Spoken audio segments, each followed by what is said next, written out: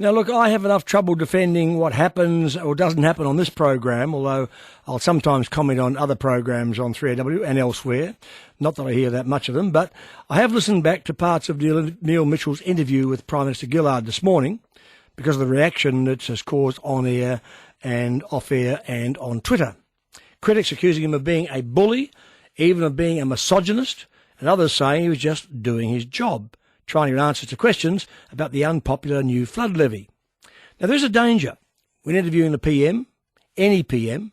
You must show respect for the office, even when you get frustrated with their ducking and weaving and obfuscations and attempts to avoid answers. And I think Mitchell sailed close to the wind today. I can understand, but then he didn't show the same bulldog tenacity and even lack of respect to Grand Prix El Supremo Bernie Ecclestone, who's always a prickly character. And that's why I think a Prime Minister, of course, Ecclestone's not shackled. He can tell him whatever. A Prime Minister is shackled to a degree because he or she just can't tell a journo on air to F off. Or I guess something like Bernie could. Now, Bob Hawke, of course, used to resort to sarcasm. He'd deliberately call me Daryl or Dennis when the interview got rocky. Anyway, I thought I'd like your thoughts on this, 9600 Here is one excerpt. Does everybody in your cabinet agree with it? This is my package. This is the government's package. Full stop. Does everybody in cabinet agree with it? Oh, look, Neil, don't be so silly. We, as a government, want to rebuild Queensland. We, as a government, support this package. But, sorry, why is that silly? I asked whether... It's silly, Neil, because you are trying to create an apprehension that somehow there is division about this. There is not. Well, with division. respect, Prime Minister, you can end that by answering it. And Neil, if you allow me to say a few words, I probably will. Well, you haven't. There is not division. We'll get on with the job of delivering this package. And here's the exchange as the interview virtually wrapped up. We will work to deliver value for money and to manage people. The money properly. Please. Neil. No more people in... Neil, you don't need to patronise me. Thank you. Oh, well, I didn't very mean to much. I didn't mean to patronise you. Thank you very much. I understand, Neil, thank you. I didn't mean to patronise. The need for value for money, I understand that. Well, Prime Minister, you didn't when you were running the building Neil, education system. Okay, Neil, do you want me to answer the question or Well, no, well, you say I'm patronising you. I am not. You ran the building education revolution and it was an absolute disaster. So Neil, don't tell me that. Neil, what nonsense. It wasn't nonsense. 3% of schools complained. You're talking to the person who decided to defer $1 billion of infrastructure because I was concerned about value for money. Do you think that's an easy decision, Neil? No, it's not. Don't patronise me, Prime Minister. Of course it's not an easy decision.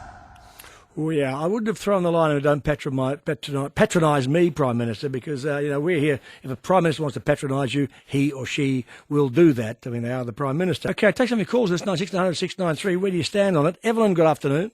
Good afternoon, Darren. All the best for you in this new year. Thank you. Now, look, as far as Neil is concerned, he has been marvellous and good, but I think he's definitely stepping over the line now. As you said, between the two interviews with Ecclestone and the Prime Minister, he never gave her any courtesy whatsoever. And I think he's getting to be a little bit too much liberally forced to put it on the program. All right, Evelyn. Thank you, Sue. Good afternoon. Look, I was so furious this morning that I couldn't even ring.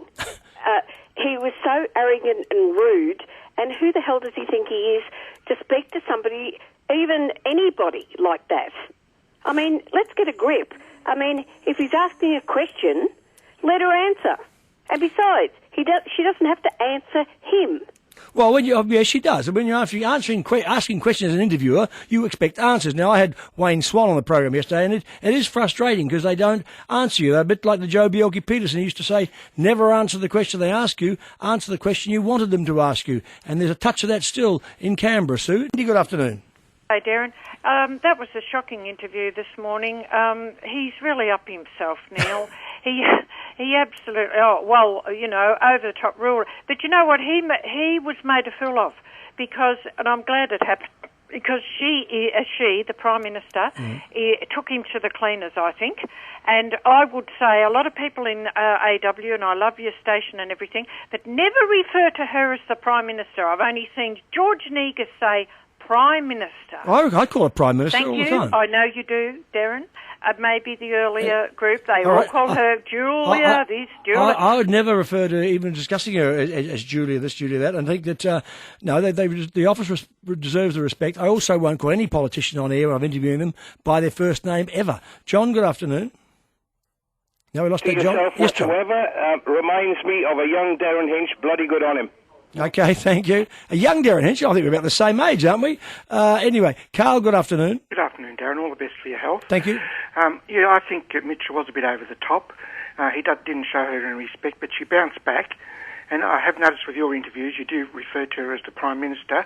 I was listening to another network the other night with a night announcer, and refers to her as the red-headed liar, which I think is an absolute disgrace for that network, MTR, whatever you call them. Yeah. So, but I think she stood up to herself and acquitted herself quite well. Yeah, okay. Thank you for that. Peter, good afternoon.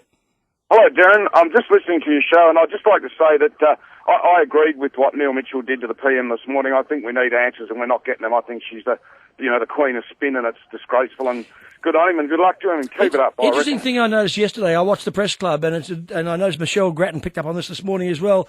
The Prime Minister referred to my decision, my government, my project, my plan, and she's using the I word a lot now to say that which is ironic because that's what Kevin Rudd did when he got into trouble for it. That originally when Kevin Rudd got rolled, it was going to be because he was an sort of government and not a cabinet sort of collaborative affair. Suddenly the Prime Minister has come out and now it's all my decision, my government, my this. And she actually put in her, I think the title of her speech yesterday had the word I, and she used, I think Michelle Grattan, I didn't count them myself, said that the Prime Minister yesterday used the word I something like 18 times in that speech. Bill, good afternoon.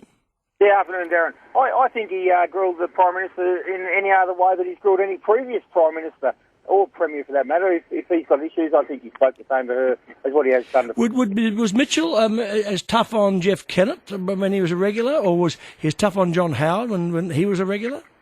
Not on a regular basis, but when there were certain issues, I think he was. Yeah, and on this issue of the especially on the fuel tax, the fuel levy, the flood levy, as they say, it is a very bitter issue, and so in sentiment, I agree with him. I was at the theatre last night, talking about going to that show of Don Party's On, and after the show, and I think it may not be indicative, but I just noticed it after the theatre.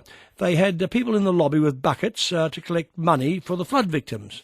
Now, I think on a normal night, people would have been very generous and would have put their loose change or a few dollars into the buckets. I saw very few, of any, people walking out last night contributing. It was almost like, well, we got the news today, we're going to be hit with a bloody levy, why should I pay any more? And I think that's going to be a reaction from a lot of people around the country. I think it's going to hurt charities a great deal.